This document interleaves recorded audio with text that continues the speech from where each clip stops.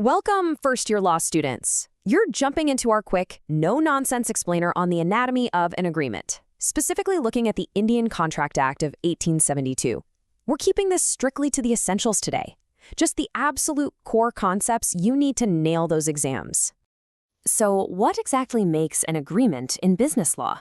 Well, to really start thinking like a lawyer, you've got to stop using the word agreement casually. Forget about when you and your friend just agree to grab a coffee, right?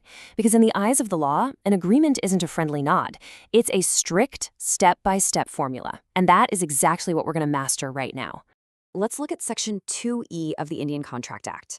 This is our foundational building block. It defines an agreement as a promise, or a set of promises, which has consideration between two parties.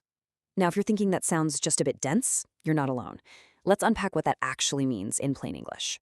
Basically, for an agreement to truly exist, you need two distinct things. First, a promise being made.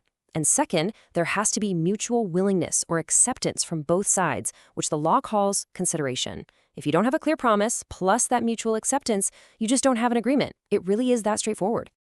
Now, you're probably wondering, what exactly is consideration? Since we just established we absolutely can't have a valid agreement without this vital ingredient, let's pull it out and put it under the microscope. What does consideration actually mean in a strict legal sense? According to Section 2D, consideration simply means having something in return. It's the ultimate I give you something, you give me something scenario. Both parties have to be getting some kind of value or return during the process of a contract for it to actually count. Let's break this down. If Party A gives a promise or an offer, and Party B gives their acceptance and some return value, boom, you've got consideration. But if Party A gives nothing and Party B just makes a promise, well, that's really just a gift. Because there's no mutual exchange of value, there's no consideration, which means legally there's no valid agreement.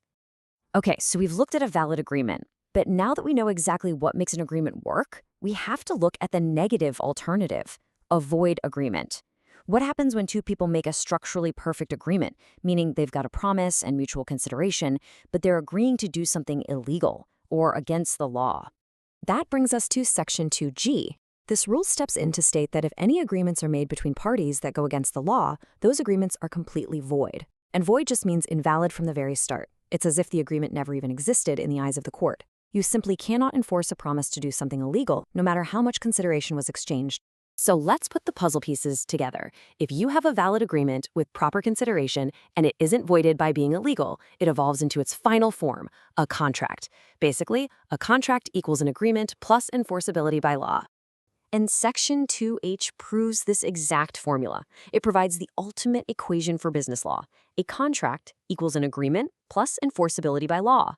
This means it must be legal, and crucially, it needs to be in written form.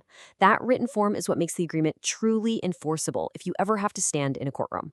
All right, here is your study cheat sheet. Honestly, take a mental picture of this right now. You're going to want to memorize this sequence for your exams. Section 2E establishes the agreement. Section 2D fuels it with consideration. Section 2G warns against making it void, and Section 2H locks it in as a contract.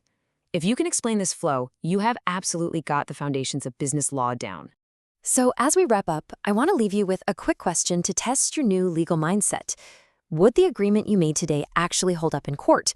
Did it have a clear promise? Was there actual consideration where both sides gained something in return? Was it legal and written down? As you go about your day, start filtering your interactions through this strict legal anatomy. You'll literally never look at a simple promise the same way again.